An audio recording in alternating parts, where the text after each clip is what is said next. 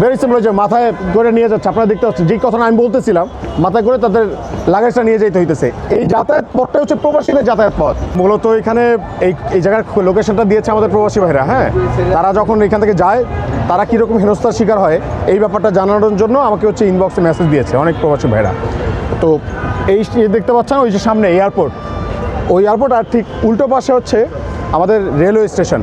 তো এইখানে যে দীর্ঘদিন যাবত এই চলন্ত সিঁড়ি আছে, কিন্তু সিঁড়ির আসলে কোনো ব্যবহার নাই। হ্যাঁ শিওর, আপনাদের দেখাই। আপনার ভেরি সিম্পল, যে মাথায় করে নিয়ে যাচ্ছে, আপনারা দেখতে পাচ্ছেন যে কথাটা আমি বলতেছিলাম, মাথায় করে তাদের লাগেজটা নিয়ে যেতে হইতেছে। এই যাতায়াত পথটা হচ্ছে প্রবাসীদের যাতায়াত পথ। প্রায় দীর্ঘ অনেক বছর মনে হয় এই সিঁড়ি বন্ধ আছে।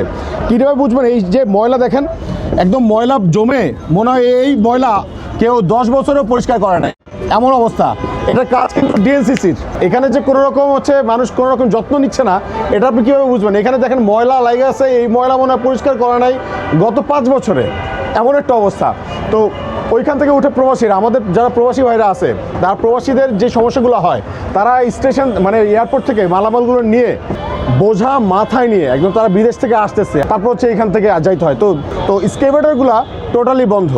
পরিশেষে দেখা যায় কি, মালামালগুলা যে সে হচ্ছে স্কেভেটরে মানে রাইখা তারপর যে উপরে যাবে, সেটা তো কোনো সুযোগই নেই। দেখা যাচ্ছে যে এই মালামাল নিয়ে তাকে হচ্ছে হাইটা সিঁড়ি বায়ে উপরে উঠতে হইতেছে। তো এটা যে দীর্ঘদিন যাবত পরিত্যক্ত অবস্থায় আছে, এটা যে কোনো রকম কাজ হচ্ছে না। আমরা কল দিচ্ছি কিন্তু কেউ রিসিভ করতেছে না। ক্ষমতার পালাবদল হইতে পারে, যে মানুষ সেবা দিচ্ছে সেই মানুষটা পালাবদল হইতে পারে, কিন্তু সেবা তো আর হচ্ছে পালাবদল হয় না, সেবা তো আর চেঞ্জ হয় না, নাম্বার তো চেঞ্জ হওয়ার কথা না। কিন্তু নাম্বার হচ্ছে যদি মনে করে তারা রিসিভই না করে, মানুষ সেবা পাবে কীভাবে? আমাদের প্রবাসী ভাইরা যদি সাফার করে তাহলে হচ্ছে তাদের কী দরকার রেমিটেন্স পাঠানো এই দেশে? এটা কোশ্চেন না?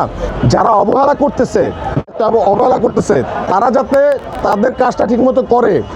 এই টোটাল এরিয়াটার মধ্যে যে সিন্ডিকেটগুলা মানে আমরা আপনাদের সাথে বলতে পারি, সমস্যার কথা বলতে পারি, কিন্তু যদি সমাধানের কথা যদি বলতে হয়, সমাধানটা আসলে করতে গেলে যে সক্ষমতা দরকার, সেজন্য হয়তো আমরা বলতেছি যে আমাদের ওই সক্ষমতা দরকার, যাতে হচ্ছে সংসদে গিয়ে আপনাদের কথাগুলো বলতে পারে, যাতে দেশের এই রাষ্ট্র যেন আপনাদের সমস্যার সমাধান করে। ধন্যবাদ সবাইকে।